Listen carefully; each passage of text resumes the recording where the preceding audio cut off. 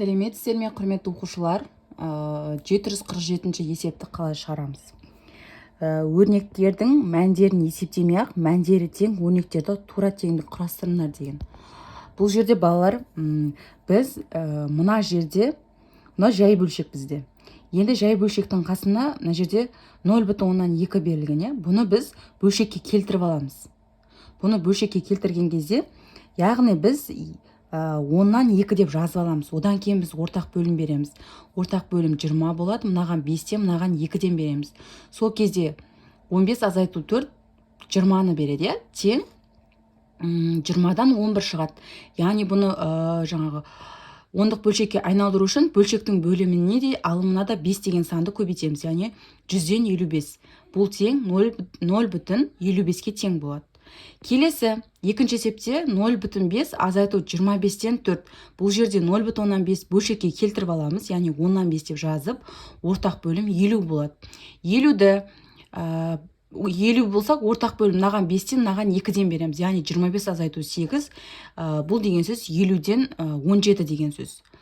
Бұл жерде бөлімін ондық бөлшекке айналдыру үшін бөлшектің алымына да бөліміне де 2-ні көбейтіп, 100-ден 34 болады.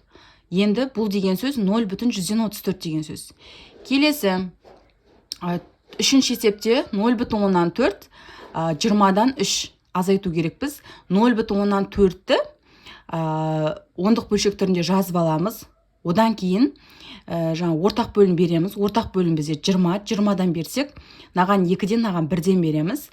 20-дан 5 шығады біздің теңдігіміз. Енді бұны ондық бөлшекке айналдыру үшін бөлшектің алымына да бөліміне де 5-ті көбейтесіздер, балалар. Сол кезде бізде 100-ден 25 шығады. Енді төртінші есепте 0,45 азайтылған 50-ден 17. Яғни 0,145-ті бөлшек түрінде жазып аламыз. Одан кейін ортақ бөлім береміз. Мынаған 2-ден, мынаған 1-ден береміз. Себебі ортақ бөлім 100 бізде. Ортақ бөлімімізді беріп алып көбейтсек, бізде 100-ден 11 шығады. 100-ден 11 деген сөз 0,100-ден 11 деген сөз. Өтір түрінде жазсақ. Келесі 5-ші есепте 2-ден 1 азайтылған 0,16. Бұл жерде 0,16-ны біз бөлшек түрінде келтіріп аламыз, ондық бөлшек түрінде. Одан кейін барып ортақ бөлім беріп 100-ден 34 шығады. Бұл деген сөз 0,34 деген сөз.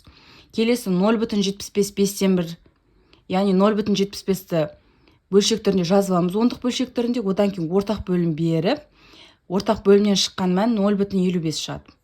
Келесі 7-ші есепте дәл сондай 0,100-ден 34-ті бұл жерде ондық бөлшекке айналдырып аламыз да, 100-дік бөлшек, яғни бұл жерде. Енді бұл жерде қарасаңыздар, мына жерде мынаған 5-тен, мынаған 1-ден бересіздер да, сол кезден 100-ден 11 шығады. Яғни 100-ден 11 деген сөз 0,1 деген, 0,100-ден 1 деген сөз. Келесі 8-ші есепте дәл сондай бөлшек берілген, қарапайым жай бөлшек. Жай бөлшек 0,15, ортақ бөлім 100, 0,25 шығады бізде.